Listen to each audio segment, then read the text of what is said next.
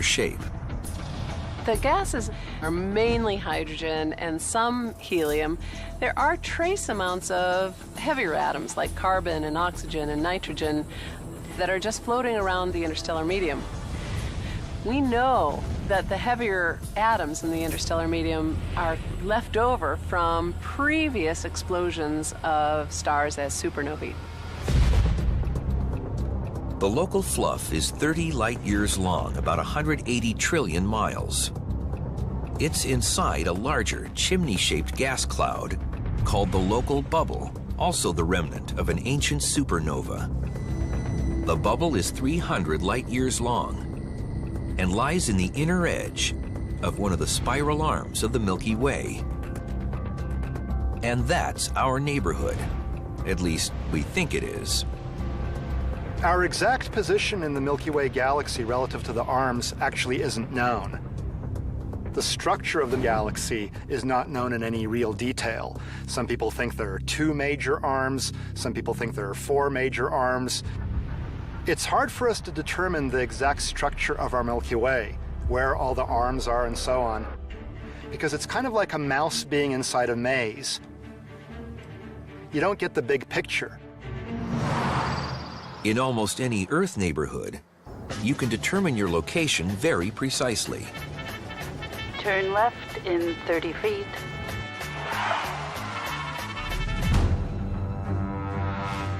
But when you're dealing with something as big as the Milky Way, GPS isn't an option. The galaxy is, 100,000 light years across. Even exploring our local neighborhood involves a lot of uncertainty.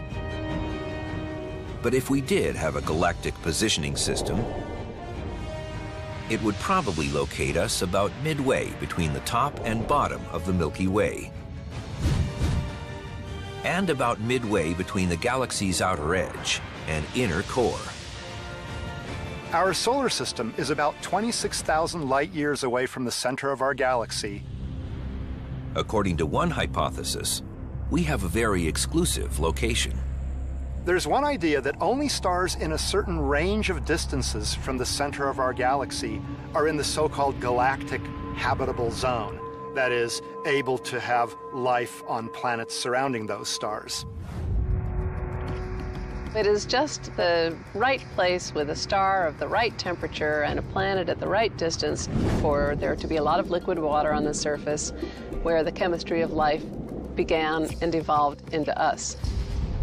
The overall range of the galactic habitable zone extends from about 13,000 to 35,000 light years from the center of the Milky Way. The main part, where we are, ranges from 20,000 to 29,000 light years from the core. Inside the zone, old neighborhoods have been destroyed to make a place we can call home. Depending upon how you look at things, our local neighborhood, our local solar system, is actually a relatively safe place compared to what seems to be going on if you look at the universe in the large. In the early history of our solar system, it was a much more violent place when the material that formed the sun and the planets was still sorting itself out. There were all sorts of collisions and violent things happening that gave rise to this nice, calm, or relatively calm place that we have today. We think that the earliest stars formed out of hydrogen and helium alone, but that over time, the stars work as these processors that create the heavier elements. This is important because when those stars eventually die and explode, these supernovae, or stellar death explosions, seed the galaxy and the material around it with heavier elements. So, for example, the carbon in our cells, the oxygen that we breathe, the calcium in our bones, the iron in our red blood cells, all those are heavy elements. We know that the sun is at least a second or third generation star because there are planets around it. There are things made of iron and carbon and other heavier elements. But the processes that led to life on Earth don't seem to exist outside the zone. Closer to the edge of the galaxy, fewer massive stars have exploded, producing fewer heavy elements. Further out in the galaxy, you don't have as many atoms like carbon, nitrogen, oxygen, the atoms that are so important for the chemistry of life. So the habitable zone of the galaxy cuts off at a distance where you just don't have the heavier atoms to make life. If the outer galaxy is a bad neighborhood, the inner area is even worse. Gravity from massive gas giant planets could tear us apart. And there are other dangers the closer you get to the galactic core. Back in the times of Copernicus, we thought that we were the center of our universe. And even as we started to learn more about the heavens, eventually we still thought that we were the center of a galaxy. Now that we know even more, though, it actually turns out that we're lucky we're not in the center of the galaxy. At the center of the Milky Way, sucking matter and even light into it, is Sagittarius A star, a black hole nearly 14 million miles across, with a mass 3.7 million times that of our Sun. Yeah, the galactic center has a black hole in it. It gives off a lot of radiation, enough to fry life as we know it. So you can't be too close to that. Then there are other regions in the galaxy that are also probably not so great for life because there's just so much radiation from nearby really hot O-type stars. O-type stars are giants. They're hotter than the Sun, 10 to 50 times as massive, and throw out titanic amounts of ultraviolet radiation. With these stars, you don't worry about sunburn, but extinction. It's probably not easy to survive in an environment where you're in a tight cluster with a lot of O-type stars. O-type giants can destroy planets before they form. The radiation from these stars is so strong that it actually sweeps the material away from these newly forming would-be planetary systems and rips it out of the orbit of their stars. If you want proof, look at the Rosette Nebula. It's 5,200 light-years away, far outside the local bubble. But it shows what O-type giants could do to our neighborhood. A 2008 study by the University of Arizona of 1,000 stars in the nebula found star after star had been made barren by being too close to a blue giant. So what's a safe distance from the radiation of an O-type giant? Well, if you ask me, you can never be too far away from a giant. If you're life like us here on Earth, we're used to our fairly tame sun. You want to be probably at least tens of light years away, maybe more than that. Really, just don't get too close. Like a city between a desert and an ocean, our corner of the galaxy thrives between two different, inhospitable regions. With the elements of life and without the threat of intense radiation, it seems like our neighborhood is literally the only place to live. But is our place in the Milky Way really so exclusive? The idea of the galactic habitable zone is that if you're too close to the center of the galaxy, there's all these crazy things going on and it tends to kill off life. To be honest, I'm personally skeptical of the idea because I think that life can happen in all sorts of environments, or at the very least, we don't know. So we should be open-minded. It's possible that our kind of life can only live in this galactic habitable zone, but elsewhere there could be other kinds of life that we would call extremophiles. On the other hand, they would call us extremophiles. One thing is certain. In our neighborhood, we have a sun that, unlike a blue giant, protects us from danger and destruction in ways that we're still learning about. That protection may be invisible, but if we lose the sun's protection, our neighborhood could be doomed. Our place in the Milky Way seems pretty peaceful because, like a lot of communities, we don't give much thought to the 24/7 security systems that keep the bad stuff away. Many cities on the edges of rivers or oceans have dams and levees to protect them from floods. If the dams and levees fail, disaster. We've got threats and defenses on a galactic scale, too. Space is filled with radiation, known as cosmic rays. Cosmic rays are bad for us in the same sense that nuclear radiation here on Earth would be bad for us. Because high-energy radiation tends to disassociate carbon bonds, which is what we're made of. What you're really doing is damaging your DNA, and there's a potential there that you could start to have mutations based off of that. Some mutations can help a species survive or lead to extinction. There's no evidence that cosmic radiation has really negatively impacted Earth in the past, but it's nothing that you want to play around with. Our neighborhood's prime defense against cosmic rays? Magnetism. We have this zone of protection in our neighborhood. Of course, the Earth has a magnetic field due to how things move around in the core of the Earth. The Sun also has a powerful magnetic field, and it also has the solar wind. These phenomena actually generate ways of protecting us from things that come from outside the solar system. The Sun's magnetic field is twisted by the solar wind. Streams of charged protons and electrons that shoot out of the Sun at 1,000,000 miles an hour. Then the particles that live in the solar system between the planets actually stretch the lines of the magnetic field around in complicated patterns. The solar wind carries the magnetic field more than 3 times farther out than the orbit of Neptune. But 9 billion miles away, at a place called the heliopause, the solar wind runs out of steam and slows to almost nothing.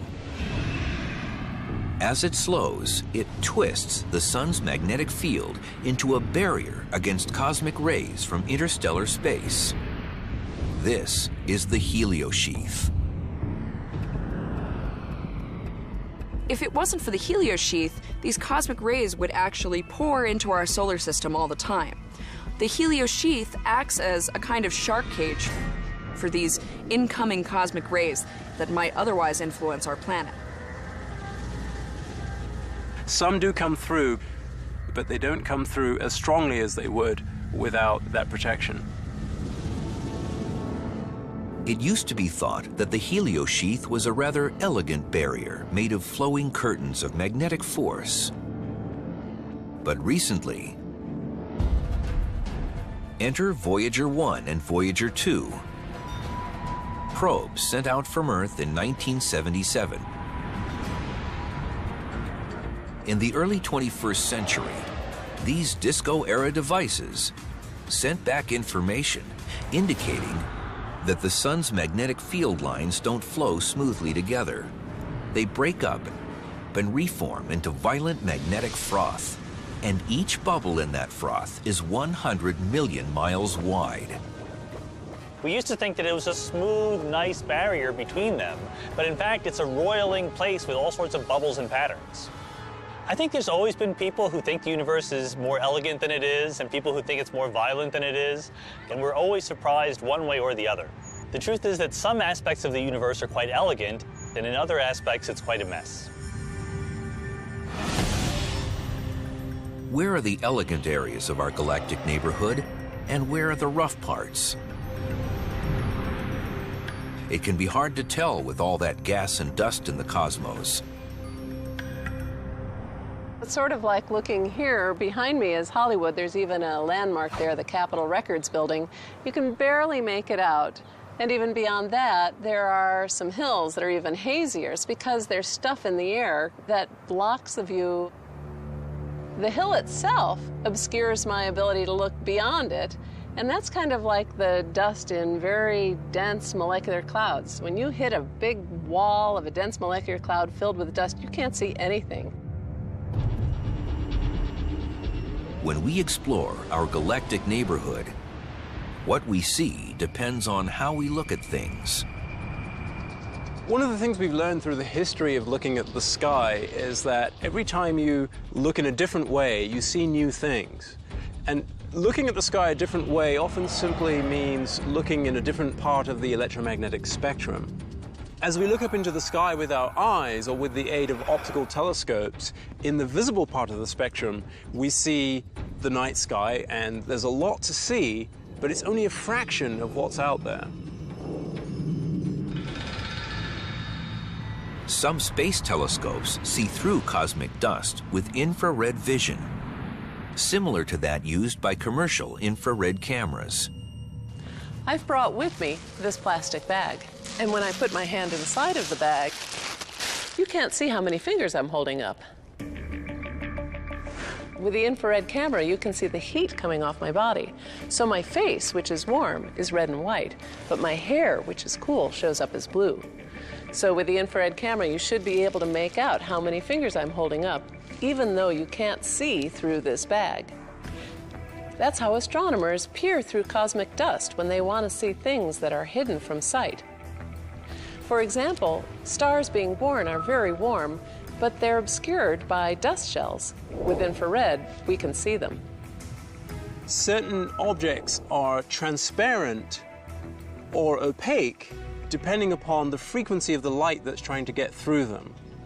And so, in fact, something that's getting in the way, like a lot of interstellar dust or gas, is getting in the way of what your telescopes can see, are actually invisible in another part of the spectrum. You can see what's behind. With infrared and a multitude of other wavelengths at our command, we've discovered a lot of neighbors we didn't know we had. There's a whole array of instrumentation which is exploiting that lesson that if you look in a particular part of the spectrum, you see the sky in a very particular way. From what we've observed, it looks like some old neighbors might have helped life form on Earth, while some newer neighbors may be planning to wipe us out.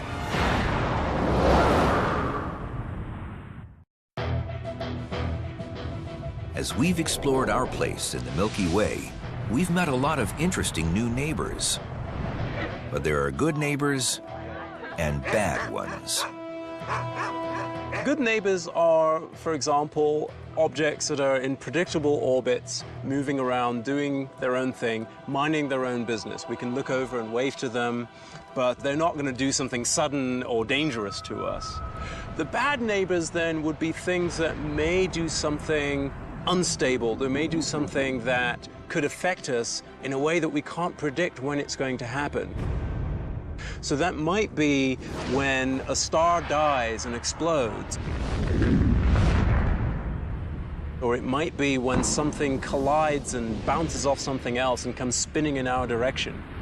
So classifying things roughly into good neighbors and bad neighbors is really a classification into predictability and unpredictability, or violence and non-violence, if you like.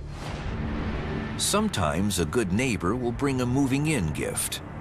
That might have happened to us billions of years ago, as the Earth was still cooling and forming out of recycled material from a recycled sun.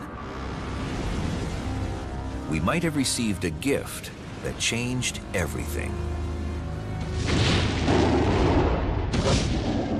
The early Earth was very hot, and probably any original surface water evaporated away.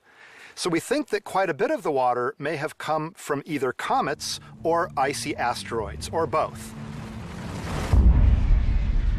One of the theories about how we might have gotten so much water here on Earth is from icy bodies in the outer solar system left over from the formation of the sun and the planets, crashing into our inner solar system where Earth lives and delivers some of that water.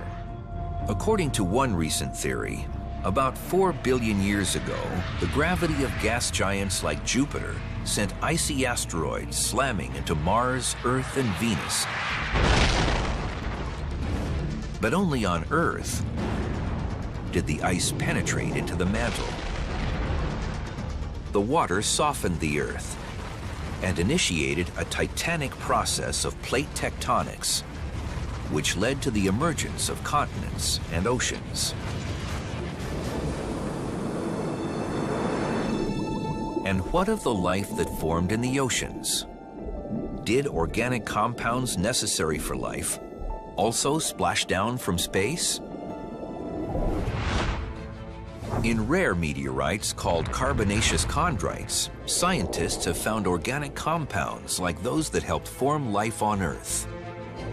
These compounds are similar to what's been collected from many different sources, including Antarctic micrometeorites, interstellar dust, and comet samples acquired by NASA's Stardust mission in 2005. The origin of life involves a long series of reactions with many different organic molecules being just ones with carbon in them. And it's possible that different circumstances are needed to make the different organic molecules. Some of them might be made here on Earth, but others might be easier to make out in space and then bring them here to Earth on asteroids or comets. It's possible that without extraterrestrial gifts from our neighbors in space, life on Earth might never have happened. Milky Way neighbors may have helped nurture us, but the Milky Way has things that can kill us as well. With something like this, an orange dwarf named Gliese 710. It's about 60% as massive as the Sun and is currently just 63 light years from Earth and getting closer. Gliese 710 appears to be heading pretty much straight toward the solar system. As an orange dwarf approaches the solar system, it becomes more and more significant. When it's about a light year away or less, then it becomes very important. Almost exactly 1 light year away from Earth is a huge region of icy objects called the Oort cloud. The Oort cloud objects could turn into comets if they were to come close enough to the Sun, but usually we don't see them at all because they're so far away from the Sun. Billions of potential comets are waiting for something to give them a gravitational push. Something like Gliese 710. It'll start intersecting the Oort cloud, or at least gravitationally disturbing it, in something like 1.3 million years. If Gliese 710 gets close enough, its gravity could turn harmless chunks of ice and dust into rampaging comets launched at us. The results for Earth could be devastating. At that point, there could be a huge onslaught of comets into the inner solar system that could lead to another mass extinction. We don't know that that'll happen, but it could happen.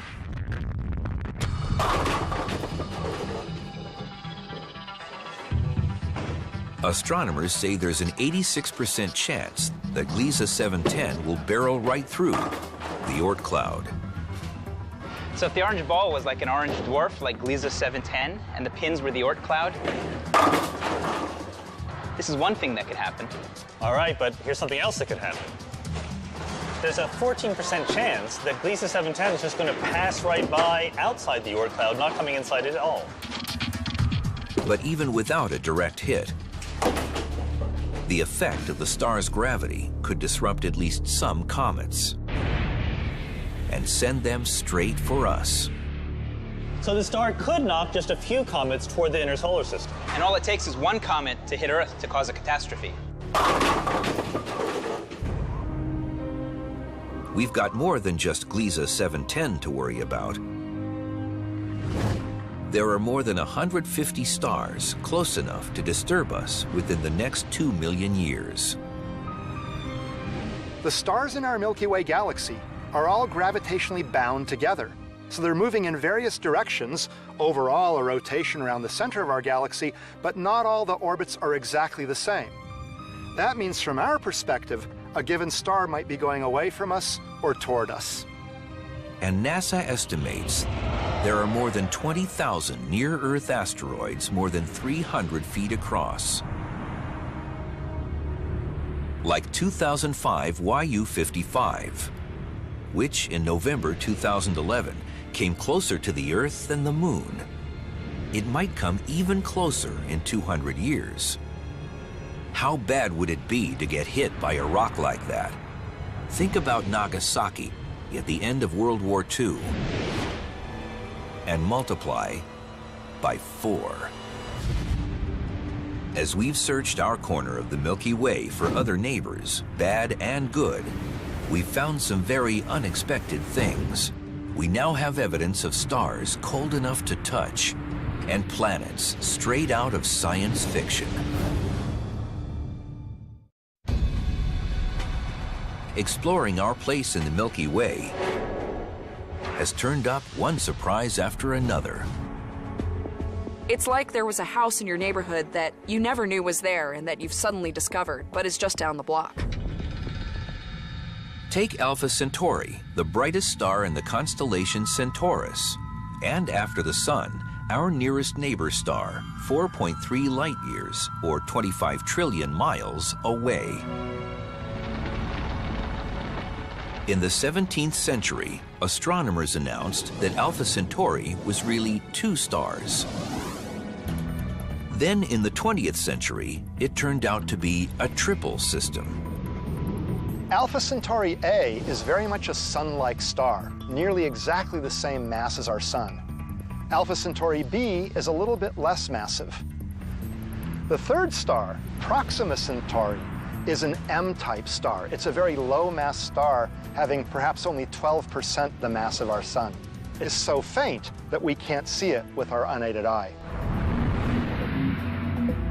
It turns out that other very well-known neighbor stars are also multiple systems.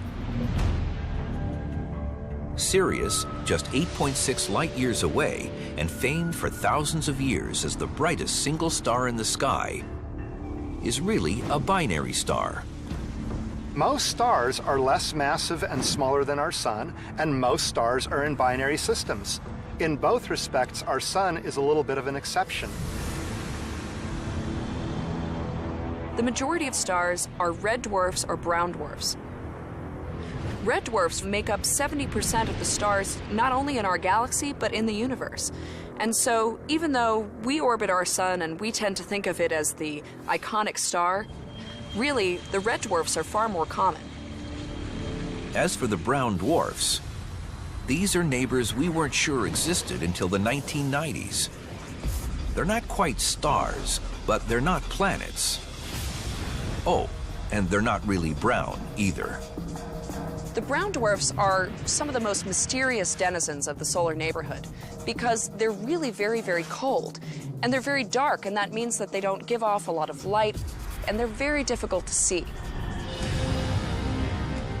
In 2011, one of NASA's space telescopes, the Wide Field Infrared Survey Explorer, or WISE, found a series of brown dwarfs right in our neighborhood, between 9 and 40 light-years away, with surface temperatures once considered impossible.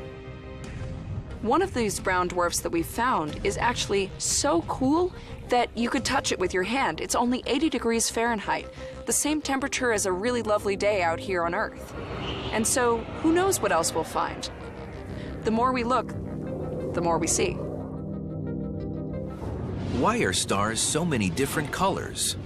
That's what Anna Kay of Baton Rouge, Louisiana, texted to Ask the Universe. Anna, that's a really interesting question.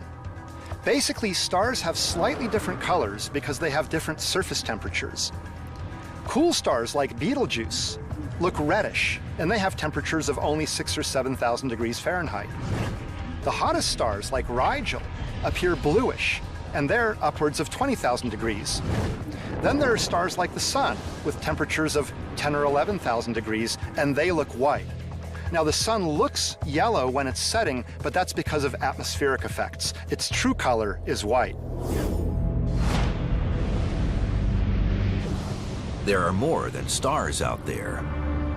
We've discovered hundreds of neighboring planets inside and outside the local bubble. We have discovered a lot of exoplanet candidates through a mission called Kepler that is looking at essentially little eclipses when a planet moves in front of its parent star and then out, and the light dips a little and then goes back up. It's very difficult to see, analogous to watching for a single light bulb going out on the Vegas Strip. But Kepler is capable of doing these measurements so precisely that it's able to find even planets as small as our own Earth around stars like our Sun. The first exoplanet we discovered was only about 15 years ago, and it was very much like we were the only house on the block, and we saw the first neighbor putting up their house. And ever since then, the entire neighborhood has grown. You built up communities of other exoplanets out in our local neighborhood. As far as we know, our nearest planetary neighbor outside the solar system is just down the street, 10.5 light years away, orbiting the orange star Epsilon Eridani. This planet isn't exactly something that we could go visit and expect to find life. We think that this planet is more equivalent to a planet like Jupiter in our solar system, a big ball of gas, which, as we understand it anyway, isn't a great place to look for life. A little farther out, about 200 light years, is another surprise. A planet that looks like something out of a Star Wars movie. Just recently, the Kepler telescope discovered a planet that orbits two suns, and this is a planet called Kepler 16b. So this planet, even though it has similarities to Tatooine, isn't exactly like Luke Skywalker's homeworld. It's actually a planet that's icy and gassy, more like Saturn than our own Earth. Now, we were never sure prior to this discovery whether you could have a planet that actually has two suns. And so, now that we've found one, we know that these are possible. And that's really interesting because it means that these binary systems are good places to look for planets. In 2011, astronomers unveiled a new kind of planet in our neighborhood, the homeless. There have been some indications that there are planets to be found that are not in orbit around their parent star. They started out in orbit around their parent star, but somehow got ejected from their solar system, and now they're wandering the galaxy aimlessly without a place to call home. So one wonders if pretty soon we'll have another new definition that encompasses those bodies that used to be planets and no longer have a parent star. I think it's still valid to refer to these ejected bodies as planets because planet is the Greek word for wanderer, and they are certainly wandering through deep space. We've even learned new things about our solar system neighbors. In the summer of 2011, the Hubble Space Telescope took the first pictures of the dwarf planet Pluto's previously unsuspected fourth moon. Now you might wonder, Pluto's not all that distant. Why did it take us so long to find a fourth moon? Well, it's because it's very, very small, only 10 to 20 miles in diameter. So it's very faint. It reflects only a little bit of the sun's light. The new moon is probably a frozen, lifeless world, like Pluto itself. So far, all of our newly discovered neighbors have been too hot or too cold to have any possibility of our kind of life. But the search goes on. So even though we haven't done it yet, we're at this point where our technology has caught up to our needs, and we're actually going to be able to start finding those planets like Earth in the really near future. However, being able to determine whether they would be supportive of life is a much more difficult task. None of the exoplanets we've discovered in our corner of the Milky Way pose any threat to us. But what about some of the stars out there? Could some of them die and take us with them?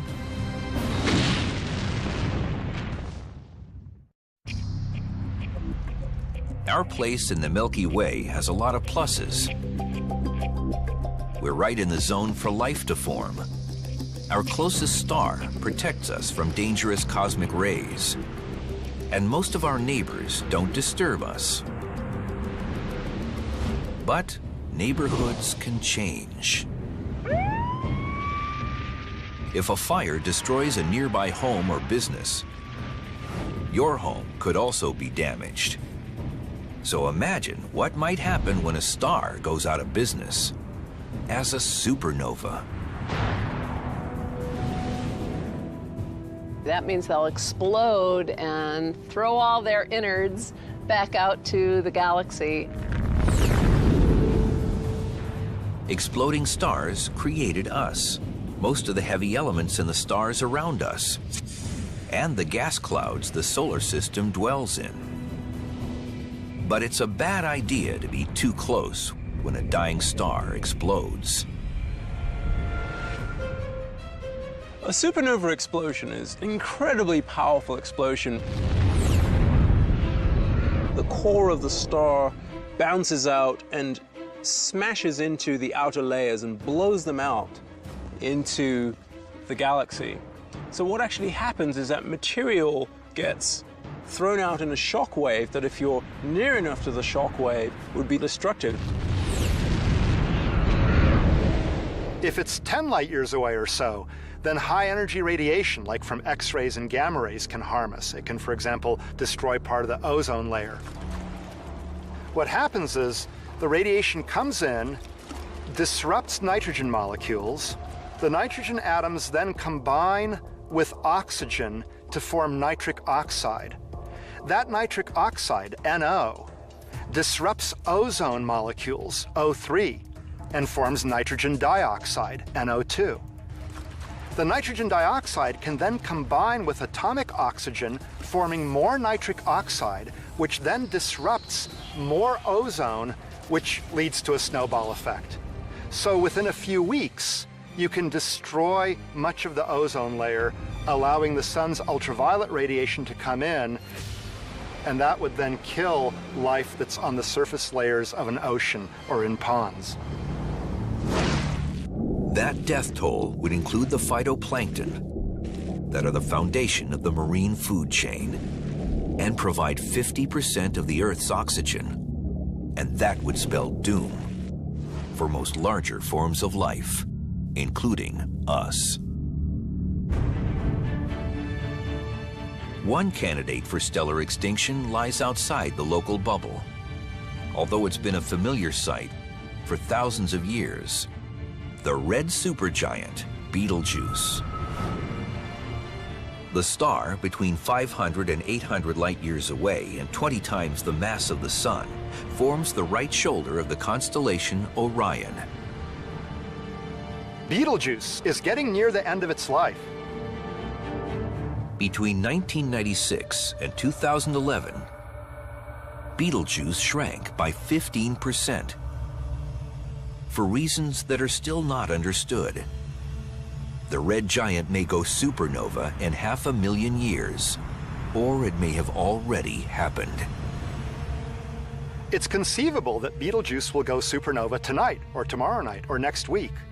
But it's much more likely to become a supernova in 100,000 years, or in a few 100,000 years.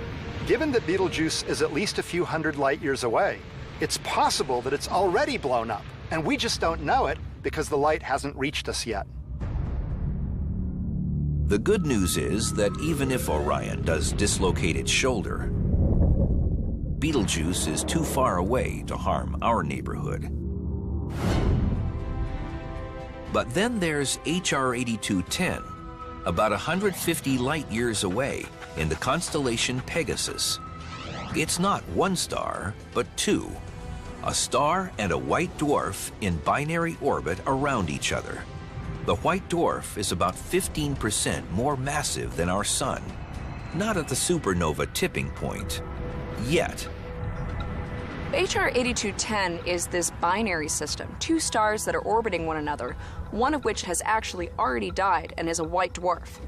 Now, this system has the potential that when the star that's very hot right now starts to go through its death throes and starts to puff up as it dies, it might start to pour material onto that white dwarf. Essentially, these systems are like zombie stars eating their companions. When that normal star starts to expand, the white dwarf will start stealing material from its companion, becoming more massive. And if it reaches a certain unstable limit, it'll blow up as a Type 1a supernova. Are we far enough away to avoid being collateral damage when HR 8210 explodes? If you want to be completely safe from a supernova,